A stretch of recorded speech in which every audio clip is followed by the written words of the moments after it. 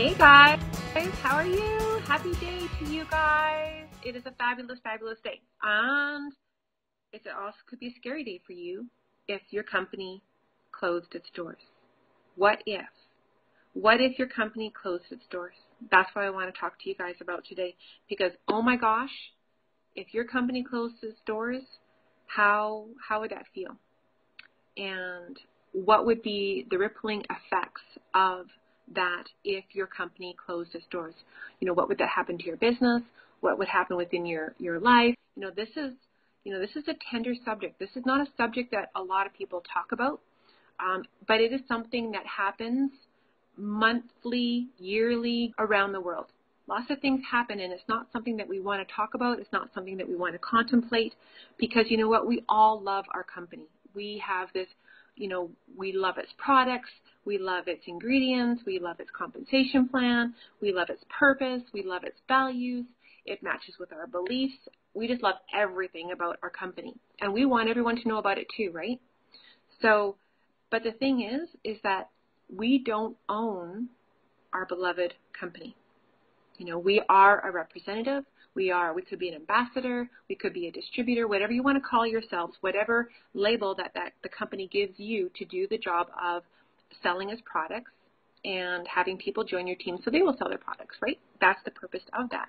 And I've seen this happen. I've seen companies close their doors, or they get sold to another company, or they get merged with another company, or there's legal battles with CEOs behind closed doors that we don't know about, but it impacts us.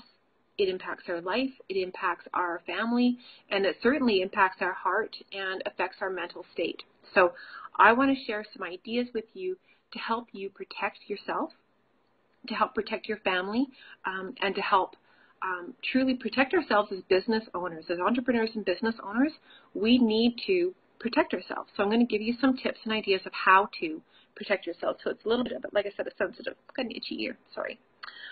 Because there's two things that happen. There's two ways that we leave our businesses, or we leave the company that we're with. Number one, the company closes its doors or does something where we're no longer with it.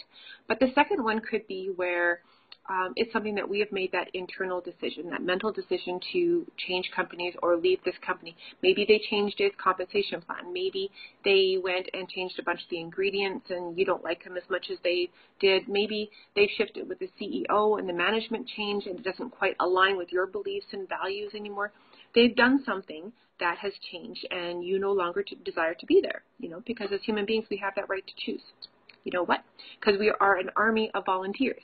So think about it that way. But there's some ways that we can protect ourselves. So I want to talk about that because there's a bunch of dangers that I see so common across there's a bunch of changes that we can do within ourselves and our marketing strategy of how we work our business.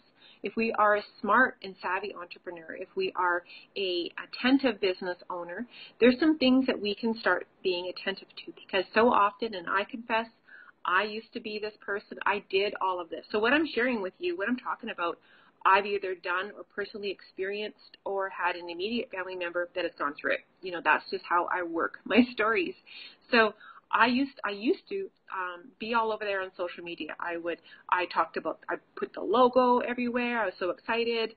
I involved the email, my name, the business name in my email. On all my hashtags, I promoted their amazing products and their ingredients. I went and I took the time that, I was sharing out when it was free to join or 25% off the shipping. You could join for free. And I had this amazing following, and they were all tied up to the brand that I was promoting, which was the company and not myself. Now, everybody knows every detail about my company, but people didn't really know a darn thing about me except for my friends and my family. So when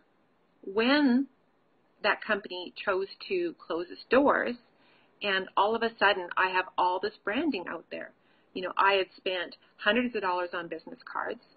I had friends that had car decals on their cars. You have ladies that have now, have flyers and posters and everything attached to it when it comes to paper, all with the company name on it, all branded to that company. So if you're thinking about that and you're you're thinking about that really deeply. And has this happened to you? You know, does any of this make a little bit of sense? Because if the company closes stores or you then decide and change your mind and you don't want to be with that business, you have all this branding on that company. And it's going to be very difficult for you, and it's going to cost you hundreds, if not thousands of dollars to relabel everything all over again. Wouldn't it have been just a little bit easier just to start with you? It's very, very simple. So if you're going to have some struggles and you have to start all again and you have to explain to all these people that I'm no longer with sticky note company, now I'm with, you know, play card company, it really lessens your credibility. It really lessens your authority. It really lessens the traction that you have within your business to be able to build forward. So, you know, because there's just so much branding going on, because we are so proud. So I want to give you some tips on how to prepare yourself to be a smarter business owner, to be a savvy entrepreneur. And that is, we have to begin to leading with ourselves. If we think about that, you know, because most people that build a professional business, you know, you can even use movie stars for the example. Movie stars don't label themselves under Columbia Pictures or Paramount Pictures. You know, they at movie stars brand themselves, market themselves. Musicians, same things. They're not talking about RCA Records. They're not branding themselves as Columbia Records or Capitol Records. They're branding themselves for the name and the man or the woman, the star that they are. Could be for sports athletes, same thing. You're not going to say, you know, hey, I am Mr. Puma, or I am Mrs. Skechers, I am Mr. Adidas or Nike. Same thing. Those people stand and represent themselves, but they market other things. That's where they get a little bit smart. Because same thing, what happens if Nike closes stores? You know, so think about that. Think about what you're doing for that. You want to be able to start with you, and really it's about who you are, you know, because things change. Companies close doors, and, you know, just life happens. So remember, first and foremost, that people do business with people. People join companies and businesses because of the man or the woman that you are, that they like you, they know you, they trust you. People buy from people that they know, like, and trust because they know you and they like you and they trust you. So start branding yourself. Start putting yourself first. If you're going to be that smart entrepreneur that's going, this is for the long haul. You know, because there's some amazing marketers out there that have earned 5, 6, 7-figure earners, 8-figure earners, and their company has closed and shut its doors. But they were smart and branded themselves, so it's really easy to shift into a new venue when they don't have all this relabeling and rebranding to do on top of them. So I know I'm going to add a whole bunch of extra notes. I know that this, you know, isn't an easy subject to talk about, but it's something that we have to be attentive to for our futures, because this isn't something that's easy. I'm not all happy and bubbly about it because this is a tough subject to talk about, and some people are really uncomfortable because it's not as if you don't love your company. It's not about that. It's not that you're not proud about your company, but you have to protect your business, and your business is you and me. We are our business. We are the face of our business. It's not a logo, you know, it's not a symbol, it's not a stamp. We are the voice. So therefore, make sure that we are the ones that are standing out and shining online. I will see you guys tomorrow on the sunny side.